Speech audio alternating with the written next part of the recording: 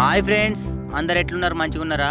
చూడండి ఫ్రెండ్స్, రైతులందరూ ఎంత పెద్ద పొరపాటు చేస్తున్నారో. తెలుసో తెలియకో ఇది చేస్తున్నారు, కానీ ఇది చాలా పెద్ద పొరపాటే. ఎందుకంటే ఈ పొలం వల్ల ఇట్లా గాలబెట్టడం వల్ల రైతులకే పెద్ద నష్టం. గిట్ల పొలం కొయ్యంగానే గట్ల మళ్ళీ నాటేయాలని ఆ పొలాన్ని అట్లనే దున్నకుండా ఈ వరి కొయ్యలను అన్నిట్లను గాలబెట్టి బూడిద వేసి వెంటనే దున్నేస్తున్నారు. దానివల్ల పొలంలో ఉండే ఈ వేడికి పొలంలో ఉండే మంచి బ్యాక్టీరియా, వాటికి పోషకాలను అందించేటి మంచి మంచి మంచి పురుగులు, అంటే మేలు చేసే పురుగులు కూడా ఉంటాయి కదా, అవి అన్నీ చచ్చిపోతాయి ఈ వేడికి.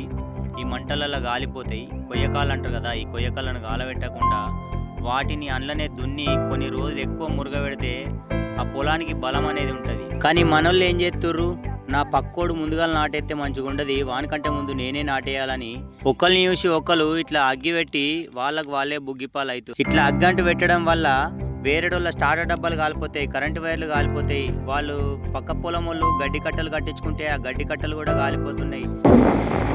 రైతులు తెలుసో తెలియకనో ఇట్లాంటి పొరపాట్లు చేస్తుర్రు. ఇక నుంచెల్లైనా కొంచెం అవగాహనతోటి ఈ పొలం వల్లను కాలబెట్టకుండా మంచిగా దున్నుకోండి.